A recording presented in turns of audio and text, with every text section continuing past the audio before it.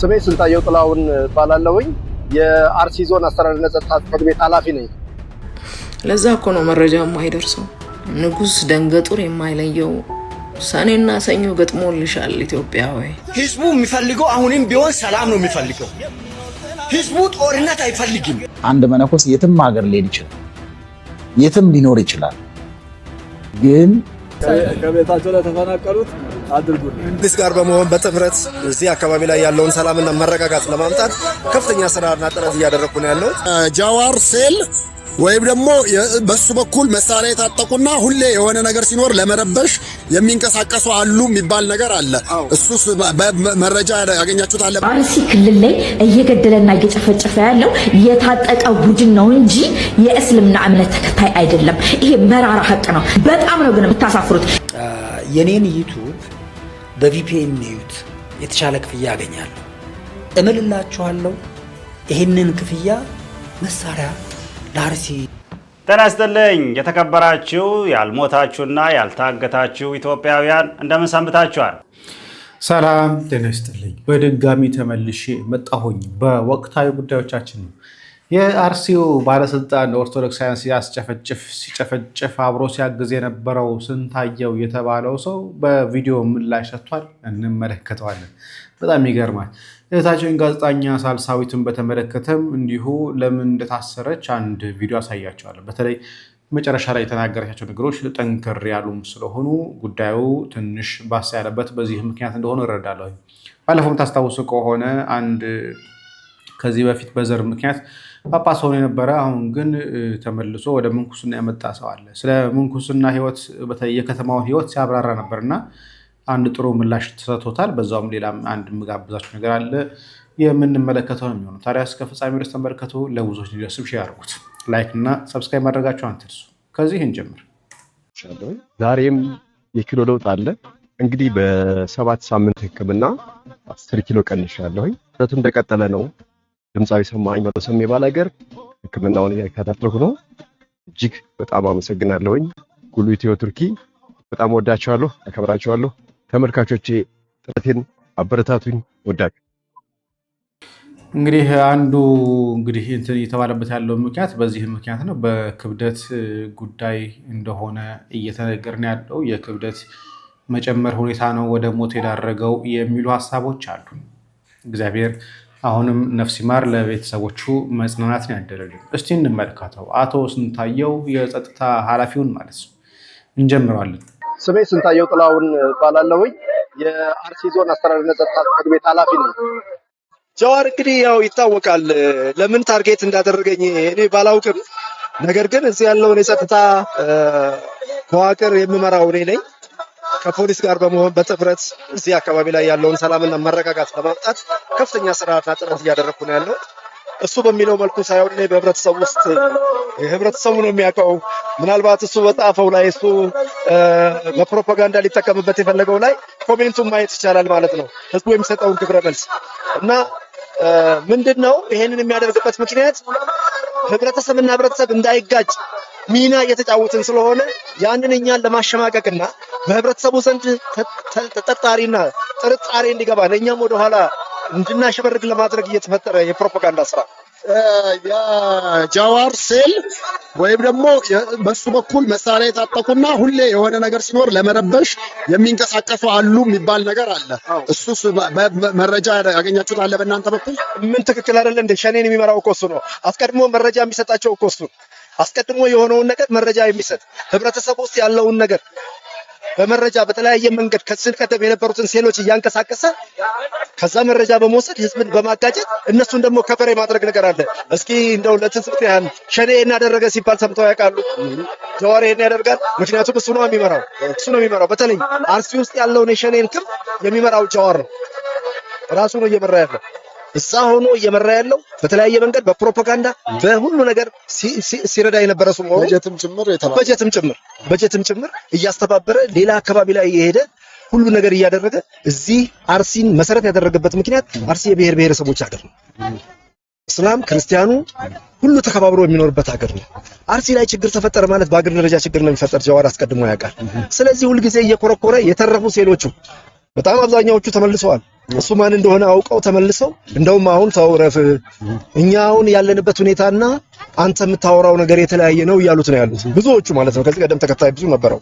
ነገር ግን ዛሬ የለም። የአርሲ ህዝብ ሁሉ ነገር አውቆታል፣ ተገንዝቦታል።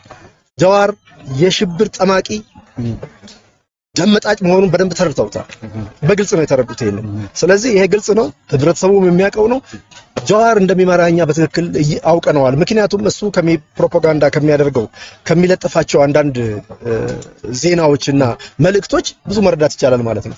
በተዘዋዋሪ መንገድ ጀዋር አርሲ ላይ ያለውን ክንፍ እንደሚመራ በእርግጠኝነት እርግጠኛ መሆን ይቻላል ማለት ነው። ከፖስቱ መረዳት ይቻላል። እሺ እንደው በሌላም በኩል ደግሞ ከናንተ አሁን የጸጥታ ክፍል ኃላፊ ነኝ ብለው ከናንተ ምን ያህል ሰው ሞቷል? ያው መቼም ብዙ ጊዜ ታጣቂ ወይ ደግሞ የፖሊስ ኃይል ሲሞት ቁጥሩ አይጠቀስም። የሞተው ተራው ሰው ነው ከሌ ሞተ ወይ ደግሞ ከሃይማኖት ጋር ምናምን ተያይዞ ቁጥሩ የሚጠቀስ እሳቸው እንደገለጹልን ነው። ይኸውላችሁ ቪዲዮ ከ10 ደቂቃ በላይ ነው። ለብቻው ብንመለከተው ይሻላል ብዬ አስባለሁ። እንግዲህ ይህ አቶ ስንታየው የተባለ የአርሲ ዞን ጸጥታ ኃላፊ ነው። የጸጥታ ኃላፊ ሆኖ ረብሻ በሚከሰትበት ቦታ ላይ መከላከያ የማይልክ ጸጥታ አስከባሪ የማይልክ ጉዳዩ ከተፈጸመ ህዝቡ ካለቀ በኋላ ከተገደለ ከተዘረፈ በኋላ መከላከያ የሚልክ ሰው እንደዚህ እያለ ያለው እንበልና ሸኔን የሚመራው ጀዋር ነው ይታወቃል ብለን እንያዝ። ታዲያ ህዝቡ ድረሱልን ብለው ሲሉ ለምንድን ነው ማደርሱላቸው? ህዝቡን ከህዝቡ መሳሪያ 118 ብር ተቀበላችሁ እያንዳንዱ ቀለሃ ከተቀበላችሁ በኋላ ብሩ ተበልቶ ሲያልቅ መሳሪያው ያልመጣላቸው ቀለሃው ያልመጣላቸው ለምን ነበር? ህዝቡ እየደወለ ይሄው ደርሰዋል ሊያጠቁን ነው ብለው ሲነግሯችሁ ምላሽ ማልሰጡት ለምን ነበር? በግልጽ እየተናገሩ የነበረው ህዝቡ እኛን እያስገደለ ያለ ወረዳው ነው ብለው ሲል ምን ማለታቸው ነበር? ለወረዳውስ ቀድሞ አላሳወቁም ነበር ወይ? ከእናንተ ጋር ዲስከሽን አድርገው አልነበረም ወይ? የሚሉትንና ሌሎች ጥያቄዎች መጠየቅ እንችላለን። ስለዚህ ሁለተኛ ሌላ ቪዲዮ ልመለስበት ሙሉ በጣም ከ10 ደቂቃ በላይ ነው ቪዲዮ። ስለዚህ ጥያቄ ያነሳን እያቆምን እንመልሳለን፣ ሀሳብ እንሰጥበታለን። ምክንያቱም በመረጃ ማጋለጥ ስለምንችል እንዲህ አይነት የጸጥታ ኃላፊዎች ሆነው ኦርቶዶክሳውያን ሲገደሉ ዝም የሚሉ ስለሆኑ ማለት ነው። በአንጻሩ ደግሞ ሌሎች የጸጥታ አካላት ደግሞ እንዲህ ይላሉ። ህዝቡ የሚፈልገው አሁንም ቢሆን ሰላም ነው የሚፈልገው። ህዝቡ ጦርነት አይፈልግም። እናንተ ስልጣን ለማራዘም ስትሉ ጦርነት የሚታውጁ መሪዎች ጥንቃቄ አድርጉ። ያለውን ችግር በሰላማዊ መንገድ መፍታት ነው። ህዝቡ ከአሁን በኋላ በሰላም መኖር ብቻ ነው የሚፈልገው። በአገሪቷ ላይ ጦርነት የሚያውጅ መሪ ሳይሆን እሱ ተልእኮ ያለ ሰይጣን ነው። ለምን እናቶች ያለቅሳሉ? ለምን ህፃናት ይሞታል? ለምን ንብረት ይፈርሳል? ለምን ቤት ይፈርሳል? ለምን ሰው ይቸገራል? ለምን ይሰደዳል? ለምን ይለምናል? ከቤት ወጥቶ ጎዳና ላይ መለመን ደስ ይለዋል እንዴ? እንግዲህ ሰው ከቤት ወጥቶ ጎዳና ላይ ነው የሚለምነው። ጦርነት ካለ የሞተም ይሞታል፣ የቀረም ለማኝ ነው የሚሆን። ልማት አይኖርም፣ ተስፋ አይኖርም። ስለዚህ ቅድሚያ ለማንም ሰው ለሰላም ነው ቅድሚያ መስጠት።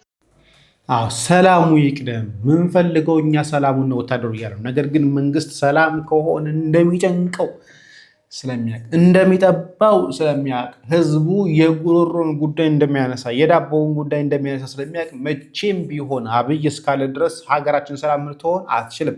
ወታደሩም አይፈልገውም፣ ህዝቡን አይፈልገውም። ጦርነቱን ግን ያሳግዳል፣ ያጉራል፣ ያስገድላል፣ ሌላ ይመለምላል፣ ድጋሚ ይልካል። ሁለቱም እየሞተ ያለው ኦርቶዶክሳዊው፣ ሁለቱም እየሞተ ያለው ኢትዮጵያዊ ነው።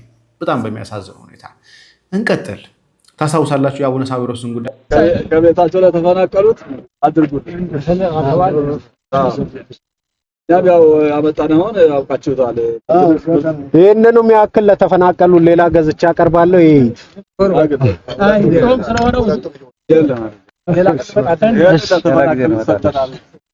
እናመሰግናለን። ስለዚህ ሲወራ የነበረው ሲነሳ የነበረው ሁኔታ እውነት ነው። አንዳንዶች በጾም በሬ ተቀብለው መጡ የሚሉ አካላት አሉ። ብዙም ጥሩ አለማሽ ላይ መንቀፍ ባለብን አንጻር ልንነቅፍ ይገባል እንጂ መንቀፍ በሌለብን ነገር ላይ ባናቅፋቸው ጥሩ ነው። እንዳያቸዋቸው አሁን ጾም ነው፣ ስለዚህ ምንም ለኛ አያደርግልንም፣ ለተፈናቀሉት ይስጡልን እያሉ ነው ያሉት። ሌላ ጉዳይ እናነሳለን። ታሳውሳላችሁ አንድ ጉዳይ አንስቼላችሁ ነበር። እኔን በቪፒኤን ብትመለከቱልኝ የኔን ቻናል ያሳድግላችኋል ወይ ደግሞ ለአርሲ ድጋፍ አደርጋለሁኝ ብዬ። ታዲያ ይሄ ጉዳይ ከኦርቶዶክሳውያን አልፎ ወሃብያን ያስጨነቀ ይመስለኛል። ላሳያችሁ። አርሲ ላይ አንድ ቪዲዮ አለ። አሜሪካ ሆኖ አላስገቡኛሉ። ልጁ አሜሪካ ነው ያለው። እኔ ያለው አርሲ ጫካ ላይ ነው ብሎ ነው ቪዲዮ የሚሰራው። ልሞት ነው ብሎ መስቀል ደረቱ ላይ አድርጎ በዚህ ደረጃ ጨካኞች ናቸው። በዚህ ደረጃ ማለት ነው። እነዚህ ቅልቦና ያላቸው እዛው ማህበረሰቡ ያሉ ቀሳውስቶች የሰርቱን ቪዲዮ አየን እኮ። አራት አታባሉን ተከባብረን ቅልቦና የተባሉት እነዛ አርሲ ላይ ሲናገሩ የነበሩት ማን እንደገደላቸው ሲናገሩ የነበሩት ቤተክርስቲያን ተቃጠለብን ብሎ የሚናገሩ የነበሩ ሰዎች እነሱ ቅልቦና ያላቸው ናቸው በእነሱ ቋንቋ። እሺ ተዋደን ከኖርንበት ማህበረሰብ አትነጥሉን፣ ተውን ላይ እርሻ በጋራ አርሰን አሉ፣ ተውን አሉ እነዛ አባቶች። ከዚህ በላይ ምን ይደረግ? በቦታው ያሉት ማለት ነው። አሁን ሩቅ ያለው ሰው በተለይ ውጭ ያለው ሰው ይሄ ከዲያስፖራው ሳንቲም እየሰበሰበ እምነታችን ተሰዳለች፣ እምነታችን ታርዳለች እያለ ገንዘብ እየሰበሰበ ቢዝነስ ነው የሚሰራው እሱ። ግማሹ ጦር መሳሪያ ገዝቼበታለሁ ይላል፣ እያስታጠቅኩን ይላል። በግልጽ ደግሞ አስታጥቁን የሚል ደግሞ ዘው አለ አጃቢ። አገር ውስጥ አይደለም እኮ ያለው ውጭ የተናበቡ በደንብ የቢዝነስ ኔትወርክ ነው።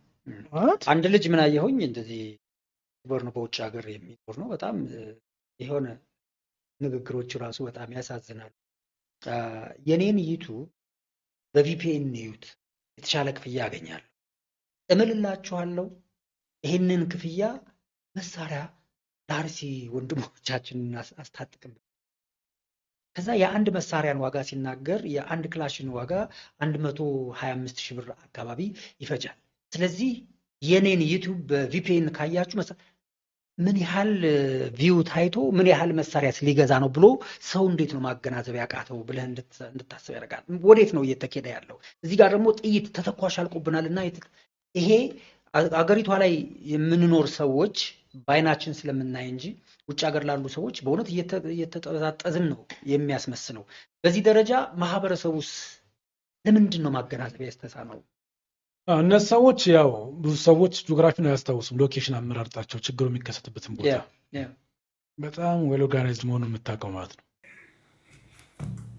ሰማቻቸው ያሳሰባቸው ጉዳይ ስንት ቢታይለት ስንት መሳሪያ ይገዛል ነው። እኔ አሁን ተናገር ያለሁኝ አሁንም ብታዩ ከሆነ ወንድሞቻችንን ለማገዝ ወደኋላ አልልም። ስታቲክሱን ቴሌግራም ላይ አስቀምጬላችኋለሁ፣ ቼክ አድርጉት። አሁንም 68% ላይ ያለው ያን ያህል የጨመረው ነገር የለም። አሁንም ግን እየታየ ከሆነ ግን አሁንም ቢሆን ለአርሲ ወንድሞቻችን አንድም ይሁን 10 መሳሪያ በተደራጅተው ሊከላከሉበት የምንችሉበትም ነገር ድጋፍ ማድረግ ወደኋላ የምንል አይደለም ብለን ተናግረናል።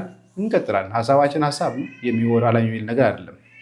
ጉዳዩ የመሳሪያ መብዛት አለመብዛት አይደለም። ቢያንስ አንድ ቤተሰብ ራሱን ችሎ ከተቀመጠ ራሱ ቤተሰቡ ካልተገደለ አንድ ትልቅ ነገር ነው ለኦርቶዶክሳውያን። ቢያንስ የአንድ ቤተሰብ ዋጋ ስለሆነ አትግደሉን፣ እኛ አትግደሉን እያልን ያለ ነው። ግደሉን አይደለም አትግደሉን ነው እያልን ያለ ነው። በወሃብያ ቋንቋ አትግደሉን ማለት ወንጀል ነው። በምን አየን? በዚህ ችህታችን መንግስትም ቢሆን የራሱን ቻናል ብቻ ነው የሚከፍተው። ለዛ እኮ ነው መረጃ የማይደርሰው። ንጉስ ደንገጡር የማይለየው ሰኔና ሰኞ ገጥሞልሻል ኢትዮጵያዊ።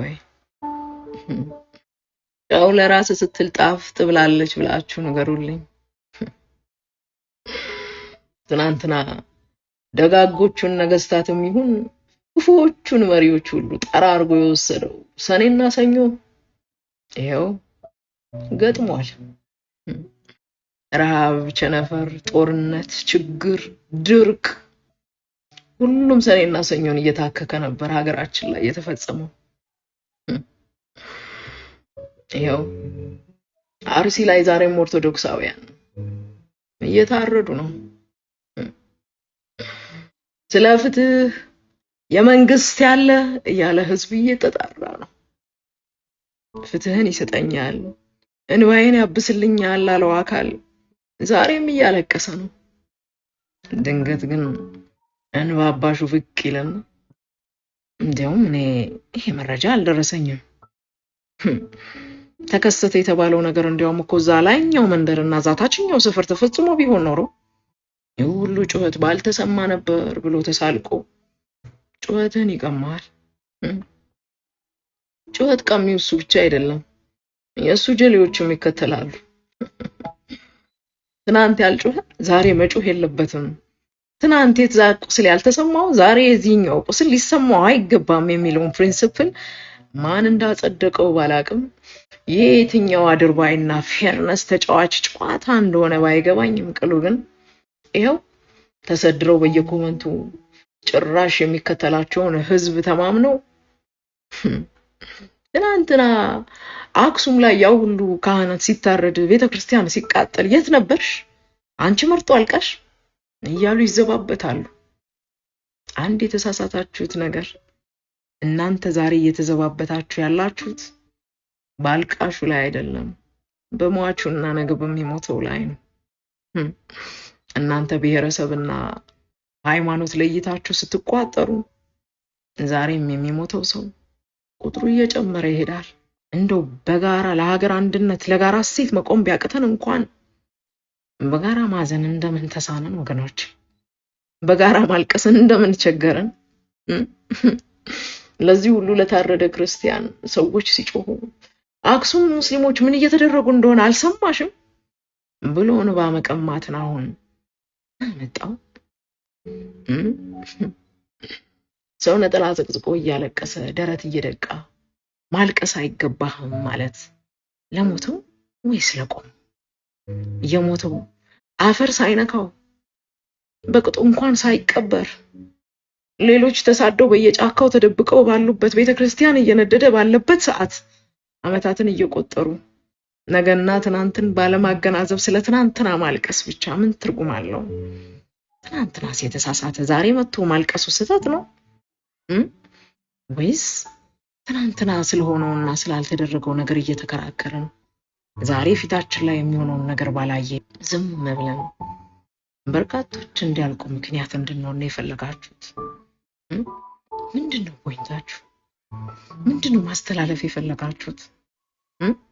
ወይስ እኔ ቤት ሲቃጠል ዝም ስላላችሁ ዛሬ ቤታችሁ ተቀጠለና ደስ ብሎኛል እያላችሁ?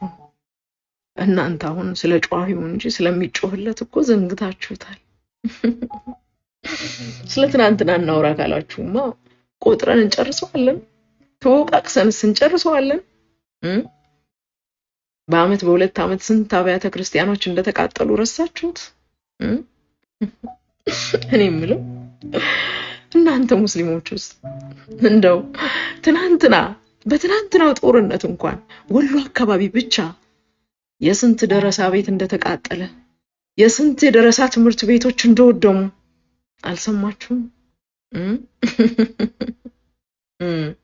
መርጦ አልቃሽ። ለመሆኑ በዚህ ሀገር እርስ በርስ ጦርነት ብቻውን የሚሞት ብሔረሰብ አለ? ማንም ያጥፋ ብቻውን ነው ወይ የሚሞተው? ብቻውን አይደለም። የሁሉም እናት ልጇ ጠፍቶባታል። አማራ ክልል ስላለው ችግር ቢነሳ ትናንትና ስለ ትግራይ ስላላወራችሁ አታውሩ።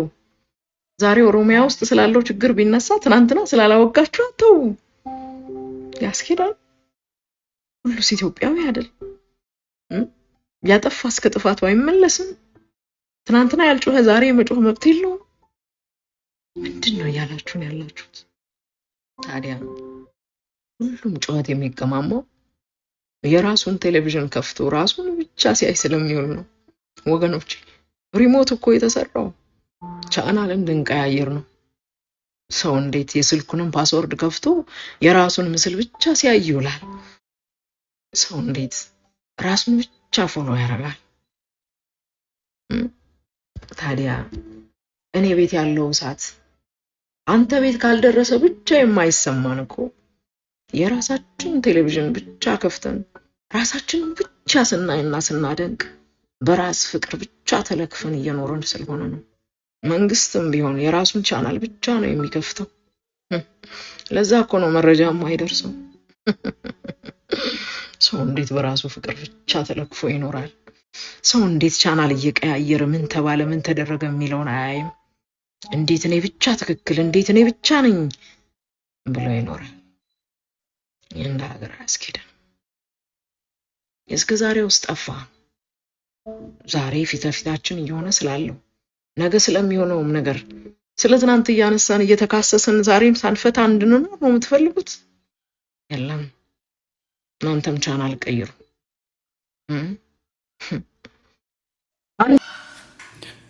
እንግዲህ እህታችን ጋዜጠኛ ሳልሳዊት የተናገረችው ነገር በጣም መሰረታዊ ነገር ነው።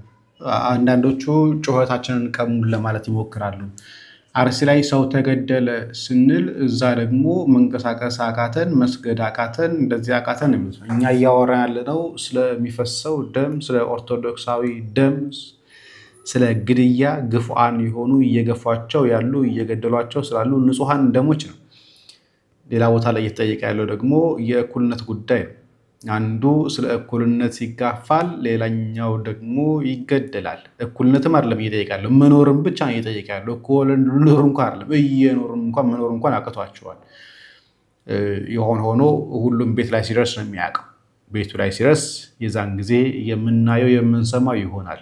ቅድም አንድ ያቀረብኩላችሁ ቪዲዮ ነበር። ወንድማችን ዲያቆን ሲራክ ጥሩ አድርጎ ተናግሮታል። ላቀርብ አርሲ ክልል ላይ እየገደለና እየጨፈጨፈ ያለው የታጠቀ ቡድን ነው እንጂ የእስልምና እምነት ተከታይ አይደለም። ይሄ መራራ ሀቅ ነው። በጣም ነው ግን የምታሳፍሩት። የእስልምና እምነት ተከታዮች አይታጠቁም ያለሽ ማን ነው? የማስረጃውን ተመልከች ነው። ዛሬ ለዓለም ስጋ የገባውና የማስከረም መጨረሻ ቀናችን ላይ እንገኛለን። ያለፉት ቀን ከሌሊት ውድ ጊዜያቸውን ሰውተው እዚህ ደረጃ እንድንደርስ ባላፍቃር እዚህ ደረጃ እንድንደርስ ላበቁን ሙአሊሞቻችን አላህ ጊዜያቸውን እንዲመዳቸው እንለምናለን። ኢኽላስ እንዲወፍቀን ኸይር ስራችን እንዲቀበልና አሁን ለምንቀላቀላችሁ ሙጃሂዶችም የጥንካሬና ኃይል ምንጫቸው እንዲያደርገን እንለምናለን። በመጨረሻም በአጠቃላይ በዓለም ላይ ለሚገኙ ሙስሊሞች ከነሱም ምስራቅ አፍሪካ ከነሱም ኢትዮጵያ ስለሚገኙ ሙስሊሞች በሙሉ አላህ ተዓላ ግዴታ ባረገብን ጂሃድና ሂጅራ አደራ እንላለን። አላህ ሱብሓነሁ ወተዓላ ያው ትእዛዝ ለመፈጸም ዛሬ ላይ በዝግጅት ላይ እንገኛለን። ኢንሻአላህ እናንተ ከሃዲያንና ከዲን ወደ ኋላ የተመለሳችሁት አላችሁበት ድረስ እንደምንመጣ ኢንሻአላህ እንተማመናለን ማለት ነው። በአላህ ሱብሓነሁ ወተዓላ ፈቃድ አላችሁበት ድረስ በርድም ይሁን በክላሽ እንመጣችኋለን ኢንሻአላህ። እና ሊገልጽ ሲመጣ መቼም ሳይታጠቅ ባዶ እጁን አይመጣ እና ታጣቂዎች ናቸው ለሚለው ጥያቄ ይሄው እነሱም ይታጠቃሉ ነው መልሱ። እቺ ልጅ የምትናገረውን እያንዳንዱ ነገር አንድ ባንድ ከነ ማስረጃ መልስ እንሰጥበታለን። በደንብ ኮፒ ሊንክ ሼር ሪፖስት እያደረጋችሁ ለብዙዎች እንዲዳረስ አድርጉ። በዛውም እንደዚህ አይነት ሆዳደር ክርስቲያኖች ለህሊናችሁ እንኳን ቢያንስ ለህሊናችሁ መኖር አለባችሁ። እኛ ከማንም ጋር ጦርነት ውስጥ መግባት አንፈልግም፣ ግን ቀን በቀን እየተገደልን ደግሞ የሚገልን ማን እንደሆነ እያወቀን ዝም ብለን መሞትም አንፈልግም። ስለዚህ በዚህ ልክ ጦርነት ቀስቃሾች አድርጋችሁ እኛን ባትስሉ መልካም ነው። እውነታው ይሄ ነው። ራሳችሁን ጠብቁ ብሎ ክርስቲያኑን ማንቃት ጦርነት ማወጅ አይደለም። ጦርነት ታውጆብሃል፣ ከመታወጅም አልፎ እየታረድክ ቤተክርስቲያን እየተቃጠለ ነው ያለ ንቃ የሚሉት ክርስቲያኖች በእንደነዚህ አይነት ተራና ምንም ዕውቀት በሌላችሁ ወዳደር ክርስቲያኖች ሲሰደቡ ማየት እጅጉን ያማል። ስለዚህ እቺ ልጅ ለምትናገረው ነገር ማስረጃ ካላት ታምጣ። እኛ ግን ለምንናገረው ነገር ለእያንዳንዱ ማስረጃ እናመጣለን። ወደሷ እንለፍስ። በሃይማኖቶቻችን ፖለቲካ ከፍታችሁ ልታጫሩትን ያላችሁ ሰው ስለ ህዝብ የሚሞተው 2003 አይሞትም በቀን አርሲ ላይ የታጠቁ ቡድኖች አይደሉም ወገን። ለምንድን ነው ከእውነት የምንርቀው? ለምንድን ነው ሸሹት? ማንም ከእውነት እየሸሻ አይደለም። ወደ እውነታው እየተጠጋን ስንመጣ እንደናንተ አይነት ሰዎች ከእውነት እየሸሻችሁ ውሸት የሆነ ነገር በአደባባይ ስትናገሩ ትንሽ እንኳን ህፍረት አይሰማችሁም። እኛን የሚጨፈጭፉን የሚገሉን ዋሃቢያ ሙስሊሞች ናቸው። ይሄንንም ከራሳቸው ከመመራኖቻቸው አንደበት መስማት እንችላለን። ተመልከቱ። ብዙ መጨፈጨፋቸው ካከረ ስላሉ ለነዛ እንደ ትሬኒንግ ነው ለነዛ ትሬኒንግ ስለሚወጣ ነው። ይመቻችሁ። ያው እስከማድረጋችሁ ድረስ ተዘጋጁ። ሰሞኑን ወሎ ላይ የሆነ ነገር ታያላችሁ። አንድ ሙስሊም 2000 ኦርቶዶክስ ካልገደለ ሙስሊምነቱን አናረጋግጥም። ካዋል ክርስቲያኖችም ማለት ነው። ይሄው ጂሃድ ማለት ምን ማለት ክርስቲያኖችም ማለት ነው። ያው ምንም ልዩነት የለውም። ያለ ጂሃድ ያለ ትግል ነስ የለም። ያለ ጂሃድ ያለ ትግል የኢስላም ዳር ድንበር ሊከበር አይችልም። የኢስላም ባንዲራ ከፍ ብሎ እንዲውለበለብ ምድር በአላህ ሸሪዓ እንድትተዳደር ጂሃድ ግድ ነው። ጂሃድ ከሌለ እስልምና ውበት የለውም። ሁሌ መስዋዕት በመክፈል ሁሌ በመበደል መብት ሊገኝ አይችልምና ስለዚህ እስከ ቤተክርስቲያን እስከ ገዳሙ ነው በትክክል በለው እያልኩ ነው። ይሄ ሌባ ካልጠፋ ሰላም አይገኝም። ወላሂ ነው የምላችሁ። ወላሂ ጳጳስ ሁሉ ሳይቀምር ምን አይደል? ኦርቶዶክስ ይጨርሳለን። አላሁ አክበር ጂሃድ እናውጅበት። አላሁ አክበር አለን እስከ ዳር እንነሳበት። የቡምሳ ናቸው። በዚህ ልክ ክርስቲያኖች ላይ ጦርነትን የሚያወጁት እነሱ ናቸው። እንቀጥል። ሃይማኖት ልታፋጩን ስንት ዘመን አብረን የኖርን ህዝቦች ላይ ለምንድን ነው ልዩነትን የምትፈጥሩት? የቲክቶክ ጦረኞች ሂዱ እስቲ አርሲ ላይ ሄዳችሁ አጣሩ። ኧረ በመድኃኒዓለም ከእስልምና እምነት ላይ ውረዱ። ከእስልምና እምነት ላይ ወረዱ ብላ ተናገረች። ማንም የእስልምና እምነት ላይ የደረሰ የለም፣ እነሱ ደረሱብን እንጂ። ይኸውልሽ ዋሃቢዮች ክርስቲያኖችን እንደሚገሉ ከእነሱ ከእስልምና ተከታዮች አንደበት ከመምህራኖቻቸው ማስረጃ ላቅርብልሽ። ሐቂቃ እንነጋገር ካልን አየት በማን ነው የሚመራው? እነ ፈቱል መጂድን እነ ኢርሻድ የሚባሉ አሉ። ይዘናቸዋል። ምራት ያሉ ኪታቦች በእነሱ ነው የሚመራው። ቦኮ ሐራምን የፈለፈለው ማን ነው? የሙሐመድ ኢብኑ አብዱል ወሃብ አስተምሮት ነው። አልሸባብን የፈለፈለው ማን ነው? የሙሐመድ ኢብኑ አብዱል ወሃብ አስተምሮት ነው። የዋሃብያ መስመር አይቀጥልም። እንደኛ ወሃብያ ካልሆነ ካፊር ነው፣ እሱም መግደል ይበቃል። ሙባህ ደም ምን ማለት ነው? ይሄ ሙባህ ነው፣ ደሙ እሱ ቢገደል ምንም ችግር የለም። ይሄ ቃይዳ ይዘው ነው ወሃብያዎች በየትኛውም ሀገር ሲጨፈጭፉ ሲገድሉ የምናያቸው ማለት ነው። በተለያየ ሀገር በሶሪያ፣ በሊቢያ፣ በኢራቅ በዛ እስኪ እንዴት ታሪፋቸው መግደል አይደል በየቦታው የሚገድለው ማን ነው? ወሃብያ አይደለም። አሁንም ቢሆን ክርስቲያን ወገኖቻችን ነቅተዋል። አሁንም ንቁ። አህሉስ ሱና ወል ጀማዓ ባጠቃላይ ልትነቁ ይገባል። አሁን በድጋሚ ማለት ነው። አትበርብሩ። ወሃቢያዎች ሲነቃባችሁ አታጭበርብሩ። እህት ወንድሞች አሁንም ከወሃብያ አስተምሮት ልትቆጠቡና ጥንቃቄ ልታደርጉ ይገባል እላለሁ። ክርስቲያኑ ይውጣ። መጀመሪያ ሱፊያውን ከጨረሱ በኋላ ክርስቲያኑን ይጨርሳሉ። ይሄንን እወቁ።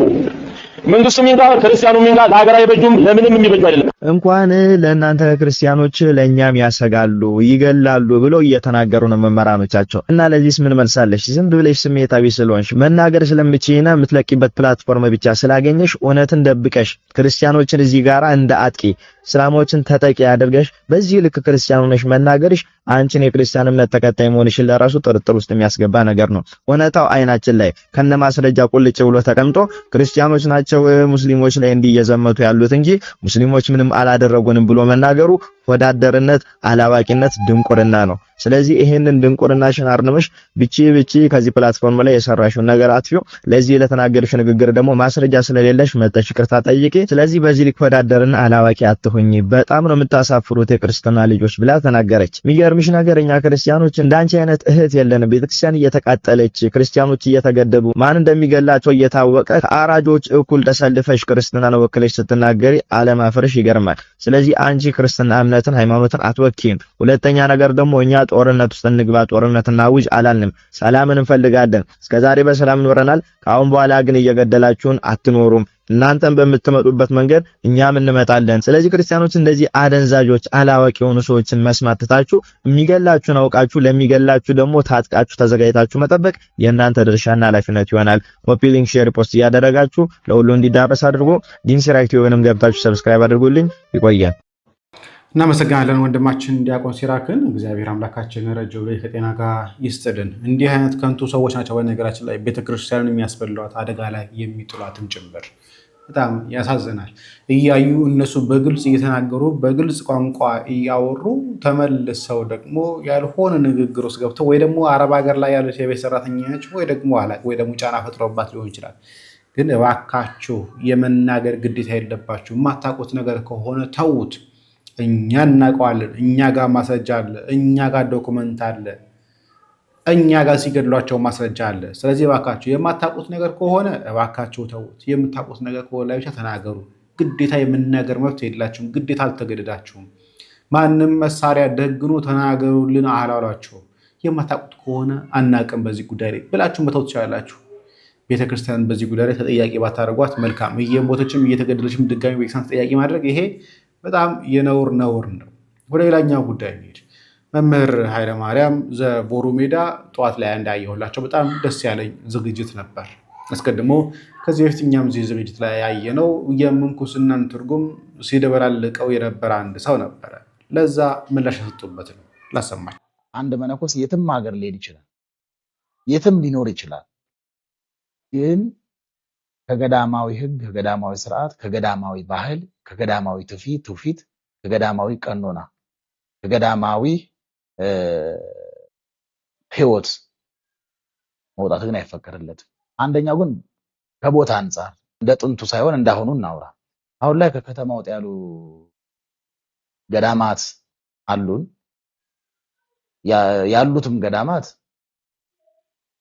እንደነ ሲና በረሃ አይደሉም። ወይ ደግሞ የሴት ድምጽ የማይሰማበት ድምጽ አራዊት የሌለበት እንስት ላምና ተባይት ከብት የማይገባበት አይደለም። አሁን እንደዛ ዘመን ማሰብ አንችልም። በዓትን ወስኖ ከመኖር አንጻር ደግሞ መነኮሳት በበዓት ተወስነው እንዲኖሩ ደግሞ ይታዘዛሉ። ከገዳም እስከ ቦታ ከመወሰን አንጻርስ መውጣት ይችላሉ ወይ ለሚለው ጥያቄ አዎ ይችላሉ። መነኩሴ የግድ በገዳም ይኖር አይባልም። መነኩሴ በየትኛውም ቦታ መኖር ይችላል። አሁን ከቤተክርስቲያን አስተምሮ አንጻር ነው። መነኩሴ በዓለም መነኩሴ በከተማ አይኖርም። አያሰናብቱት፣ በዓለማውያን መካከል እንዲኖር አያሰናብቱት ብሎ ነገሥቱ አንቀጽ 10 አስቀምጦ ሶስቱ መጽሐፈ መነኮሳትን በዝርዝር የሚናገሩት ይሄንን ነው። ግን ከዛ በኋላ ምን የሚል ጨመሩበት? ከህገ ገዳም ከስርዓተ ገዳም አይውጣ እንጂ የትም ቦታ መኖር ይችላል።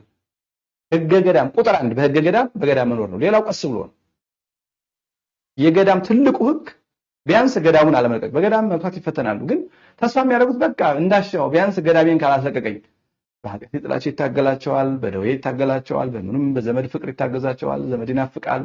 ያ ሁሉ ሲታገላቸው እያለቀሱ በቃ ቢያንስ ገዳሜን ካላስለቀቀኝ ተመስገን ነው። በአካል ያሉ ነፍሳት እንደዛ የሚሉ ናቸውና ህገ ገዳም፣ ስርዓተ ገዳም፣ የገዳም ትውፊት፣ የገዳም ቀኖና የሚባለው ቁጥር 1 በገዳም መኖር ነው። ሌላው ከዛ በኋላ ይመጣል። መጀመሪያ ሰው በገዳም ሳይኖር አዲስ አበባ ተቀምጦ ሰው የገዳም ህግ ይሰራል። አሳ ደሴ ባህር ዳር ተቀምጦ አንድ ሰው እንዴት የገዳም ህግ ይሰራል? ማለት ከተማ ቁጭ ብሎ በከተማ ላለ ሰው የጫካ ገዳም ማለት ዞሮ ትርጉሙ ዱር ጫካ ስለሆነ 4 ኪሎ ላለ ሰው የጫካ ህግ የገዳም የበረሃ ህግ እንስራና አይባል ነውር ነው። ድሮ ጊዜ አንድ የቅድስት ሥላሴ በስተጀርባ ያለው በዓለ ወልድ ጥንታዊ ቤተክርስቲያን አለቃ የነበሩ እዛ ገዳም ልናረገው ነው ተብለው ንጉሱም ጳጳሳቱም ያማክሯቸው ገዳም ልናረገው። ከዛ በኋላ መቼም እሳቸው እንዳይቆጥ ተብሎ እስኪ እንጡ ምን ይላሉ? ገዳም ልናረገው አስበናል አሉ። እንደሆነው ሲሆን እንዴት ብላችሁ ልጠሩት ነው? መቼም 4 ኪሎ ብሎ ገዳም የለ አሉ ይባላል። አሁን ከተማ ተቀምጦ ገዳም አይባል ነው። ስለዚህ በየትም ቦታ ይኖር ህገ ገዳም ይጠብቅ የሚለው ነገር አያስኬድም። የመጀመሪያው የህገ ገዳም መጠበቅ ማለት በገዳም መኖር ነው። በበዓት ተከቶ መኖር ግን ይላል። በበዓት ማለት በነገራችን ላይ በበዓት መከተት ደግሞ በገዳም ከመኖር ትንሽ ይበልጣል። በከተማ አይደለም በበዓት መከተት ማለት። በገዳም ኑረው በምናኔ ኑረው በጋራ በማህበር እያገለገሉ ኑረው እድሜያቸው ገፋ ሲል ደግሞ አባታችን በጉልበት በእውቀት ወጥተህ ወርደህ ያገለገልከን ይበቃናል፣ በበዓት ተከተህ በጸሎት ብቻ እርዳን ይሉታል። ምናኔ በበዓት ተከተው ነው ደግሞ ከምናኔ በላይ ከዛው ከመነኮሳቱ ጋር ከሰው ሳይገናኙ ብርሃነ ፀሐይ ሳያቸው እዘግተው ጽዋ ውሃና ጥሬ የተሰጣቸው የሚኖሩ ናቸው። ደግሞ እነዛ ይለያ ደግሞ ያ የባህታውያን ነው ማለት ነው። የመናኞች ደግሞ በቦታ መወሰን በበዓት አይከተቱም። መናኞች በበዓት አይከተቱም ማለት ይሰራሉ፣ የዕደ ጥበብ ውጤቶች ይሰራሉ፣ መጻሕፍት ይጽፋሉ፣ ቅርጻ ቅርጽ ይቀርጻሉ፣ ከብት ያረባሉ፣ ያርሳሉ፣ ይቆፍራሉ፣ አትክልት ከፍ ሲል እንደ ግብፃውያንና እንደ ሌሎቹ ደግሞ ፋብሪካ ይሰራሉ፣ ይወጣሉ፣ ይወርዳሉ። ወደ ዓለም ግን አይመጡም።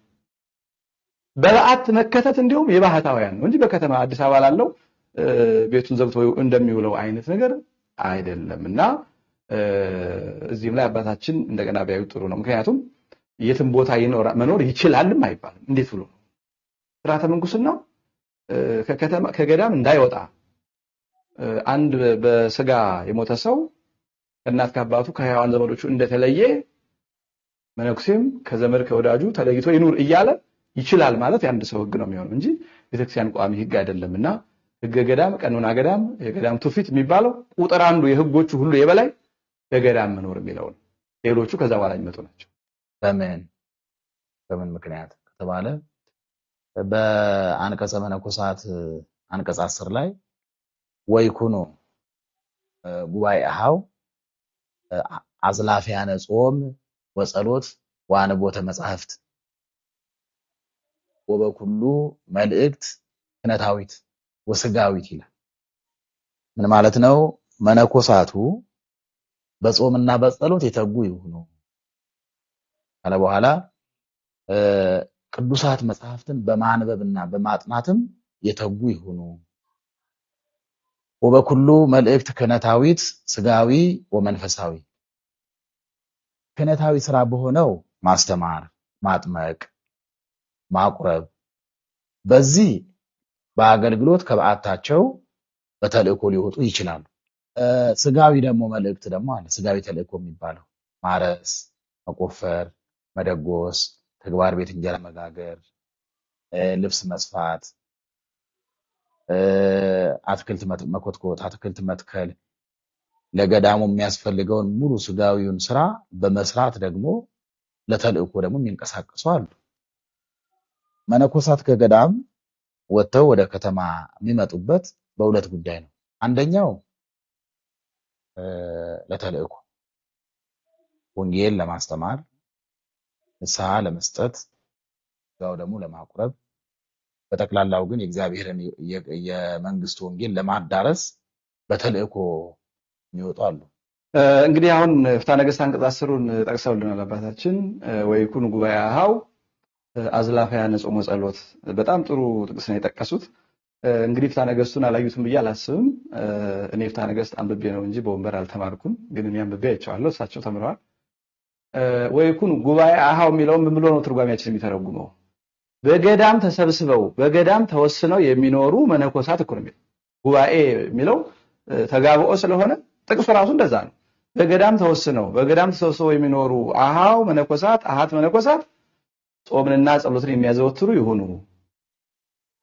መጻሕፍትን ዘወትር የሚመለከቱ ይሁኑ ይልና ከዛ በኋላ ተልእኮውን ስጋዊ መንፈሳዊ የሚለውን ተልእኮ ደግሞ እሳቸው ወደ ውጭ አወጡት። ስጋዊና መንፈሳዊ ተልእኮን እዛው በገዳም ነው የሚያደርገው ለመነኮሳት። መንፈሳዊ ተልእኮ ሰዓታት መቆም፣ ኪዳን ማድረስ፣ መቀደስ እዚያው ገዳም ውስጥ። ስጋዊ ተልእኮን ጥሩ አድርገው ተርጉመውታል። እግዚአብሔር ይስጥልን። እዛው ለገዳሙ ቤተ እግዚአብሔር ዳቦ መጋገር፣ ቀሚስ መስፋት፣ ቆብ መስፋት፣ አልባሳት መስራት፣ አትክልት መኮትኮት፣ እንጀራ፣ ይሄ ከብት መጠበቅ፣ ማንኛውም ለገዳም የሚያስፈልገውን ነገር ይሄኛውን እንደውም የገዳም ብለው የተረጎሙት እሳቸው አቃንተው ነው የተረጎሙት በጥሩ ሁኔታ። መንፈሳዊው ግን ወደ ከተማ ያወጣቸዋል ያሉት ካህናቱ ምን ይሰራሉ? ቀሳውስቱ ምን ይሰራሉ? ይሄ ቀሳውስቱ ስራ ነው። ለማስተማር ለማጥመቅ ከሌለ ካህን በጠፋበት ሰዓት በተለየ ተልእኮ ሊወጡ ይችላሉ። አጥምቀው ልጅነት ሰጥተው ንስሐ ሰጥተው ወደ ገዳማቸው ሊመለሱ በከተማ ሊኖሩ አይደለም። 20 ሺህ 30 ሺህ ሊቀጠሩ አይደለም። የብር ብዛት ማነስ ማተር አያደርግም። ግን ተቀጥረው ፔሮል ላይ ፈርመው በብዙ መከራ አመልክተው ስራ ቀጠሩ ብለው ደሞዝ በአካውንታቸው ሊያከማቹ አይደለም። ከዛ ጋር ይገናኝ። ነገር ግን ምዕመናንን የሚያጠምቃቸው ጠፍቶ ሃይማኖታቸው የሚነግራቸው ጠፍቶ የጠፉ ካሉ ሂደው ያንን ተልእኮ ፈጽመው ወደ ገዳማቸው ይመለሳል። ደግሞ አላውያን ባሉበት ሂደው መከራ ተቀብለው እንደና አቡነ ተክለ ሃይማኖት ታግለው ከአላውያን ጋር አሳምነው ወደ ገዳማቸው ይመለሳል።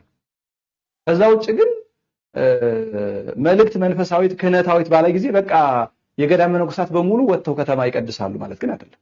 ወጥተው ከተማ ያጠምቃሉ፣ ንስሐ ልጅ ይዘው ይኖራሉ ማለት አይደለም።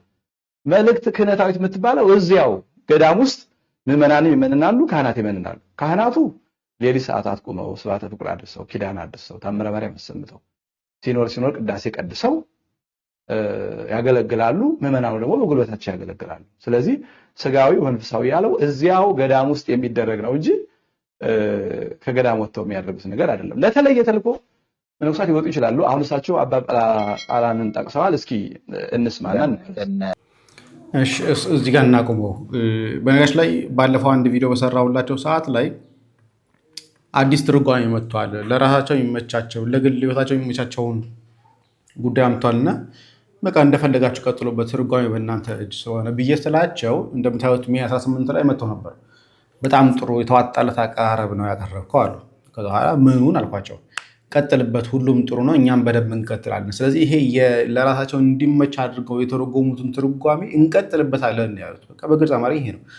ስለዚህ ሊቁ መለሱ አልመለሱም የሚመለሱ አይነት ሰዎች አይደሉም። እንደዚህ አይነት ሰዎች ለምን ሲባል በህሊናቸው አደላድለው ለራሳቸው ለሚኖሩበት ዓለም ትርጓሜ ሰጥተው ተመቻችተው ያሉ ናቸው። ህሊናቸው ውስጥ እንኳን እንዳይወቅዝ ይሄ ነገር አግባብ አይደለም፣ ይሄ ነገር ትክክል አይደለም የሚለውን ነገር እንኳን ለመቀበል ይቅርና በአቀራረባቸው ተመችቷቸው ያሉ ትርጓሜ ሰጥተውት አመቻችተውት ያሉበት ህይወት ስለሆነ እነኚህ ሰዎች ለተልእኮ መጣ የሚባል ያስቃል። ምክንያቱም አንዳንድ የከተማ መነኮሳት እናውቃቸዋለን።